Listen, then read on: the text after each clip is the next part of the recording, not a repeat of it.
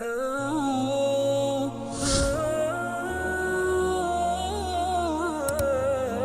surah An-Nisa ayat 5, وَلَا تُؤْتُوا السُّفَهَاءَ أَمْوَالَكُمُ الَّتِي جَعَلَ اللَّهُ لَكُمْ قِيَامًا وَارْزُقُوهُمْ فِيهَا وَاكْسُوهُمْ وَقُولُوا لَهُمْ قَوْلًا مَعْرُوفًا. Yang bermaksud, dan janganlah kamu berikan, serahkan kepada orang yang belum sempurna akalnya, iaitu harta mereka yang ada dalam jagaan kamu. Dalam rangkap ini, Allah nak bagi tahu bukan sekadar balik tadi.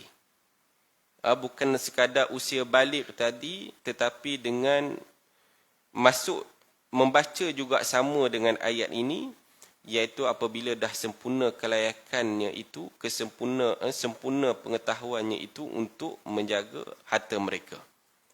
Jadi kalau 18 tahun tu masih lagi, kan budak-budak sekarang ni lambat nak matang. Kalau 18 tahun tu masih lagi main game. Game pun daripada pagi sampai ke tengah malam. Ataupun tengah malam tu tak tidur, jadi buruh hantu. Di pagi tu, pagi-pagi subuh tu tidur sampailah petang. Budak-budak sekarang punya perangai. Jadi kalau umur 18 tahun, perangai macam tu, masalah lah. Ataupun umur 18 tahun, main benda-benda yang tak elok ni. Ambil dadah ke, beli benda-benda yang haram.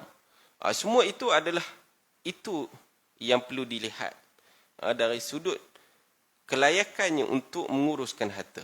Kalau untuk tujuan yang tidak baik, maka dia akan, dekat situ adalah boleh merosakkan dia. Jadi amanah pun bukan sekadar melepaskan macam tu saja, tetapi amanah itu bukan sekadar menggunakannya dengan jalan yang salah, tetapi sama juga amanah itu perlu diberikan ketika sampai waktu dia. Kalau selagi tak sampai waktunya, jangan bagi. Kalau tak, dia tak boleh lagi nak kawal harta dia. Kalau bagi, maka kita khianatlah kepada penjagaan tersebut. Harta yang Allah telah menjadikannya untuk kamu semua sebagai asas pembangunan kehidupan kamu. Ini kita maklumlah, duit, harta ini sangat penting untuk kehidupan. Dan berilah mereka belanja dan pakaian dari pendapatan hartanya yang kamu perniagakan. Dalam rangkap ini, dekat sinilah suruhan Allah Subhanahu Wa Taala menyuruh untuk kembangkan harta tu tadi. Sama ada melalui jalan meniaga ataupun pelaburan. Kalau pelaburan ni macam-macam lah yang kita sebutkan tadi itu, bagaimana untuk mengembangkan hartanya. Ini yang sebagaimana yang disebut oleh Nabi SAW. Ala man waliya yatiman lahu mal falyattajir fi wala yatrukuhu hatta ta'kulahu as-sadaqah. Maka sesiapa yang menjaga anak yatim dan ada di sisi anak yatim itu harta, maka niagakanlah. Falyattajir fi. Kerana apa? Kerana meninggalkan pelaburan itu tadi, sehingga zakat memakan harta tu. Jadi, sebagaimana yang kita tahu bahawa bila cukup harta itu, bila cukup nisabnya, maka dia perlu bayar zakat. Harta ini, kalau kita simpan, tak kira siapa. Duit itu kepunyaan siapa, sama ada baligh ataupun belum baligh, maka wajib baginya untuk membayar zakat. Untuk membayar zakat. Ini pendapat daripada majoriti fuqaha, Syafi'i, Maliki, Hanbali, menyatakan perkara tersebut. Jadi supaya harta-harta anak yatim ini tadi tidak dimakan dengan apa? Dengan zakat. Jadi bila dah zakat itu dibayar setiap tahun, maka menyebabkan harta dia berkurang. Kalau misalnya 500,000, berapa dia punya, kurang dia tu. Tapi kalau berbentuk tanah tu tak perlulah.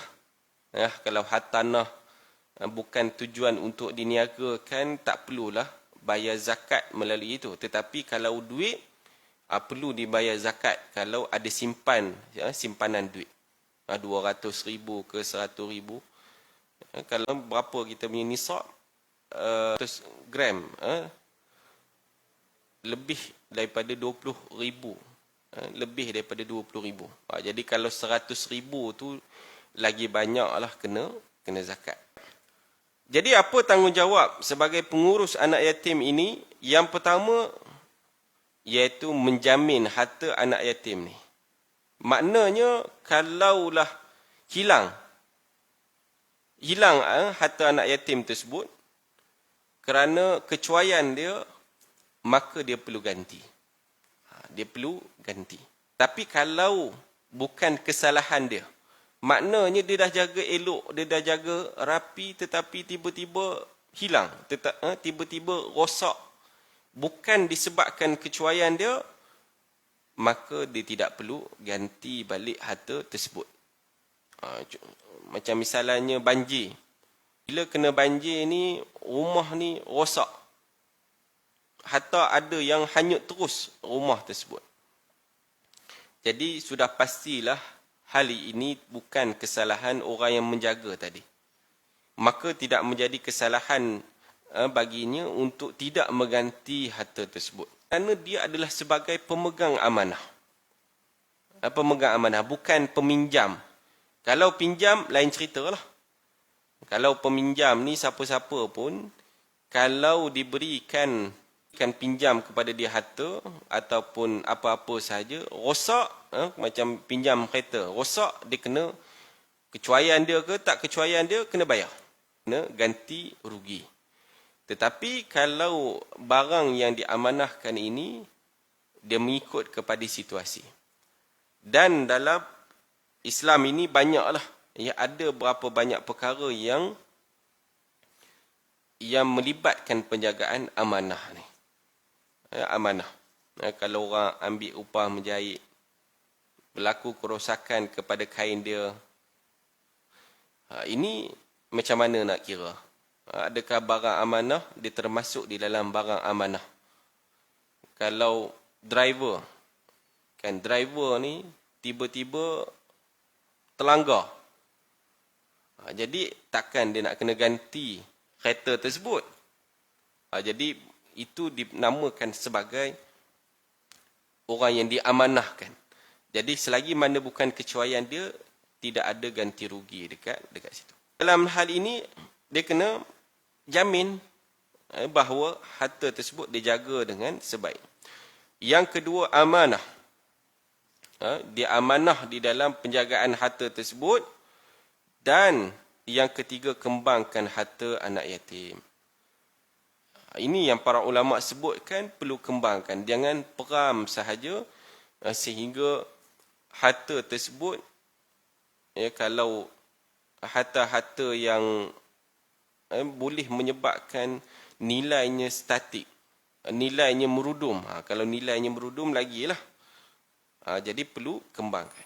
Sebab apa fadilat yang besar tadi? Kan? Sebab fadilat yang besar tadi menyebabkan memerlukan kepada pengorbanan yang besar bagi orang yang nak menjaga anak yatim ini.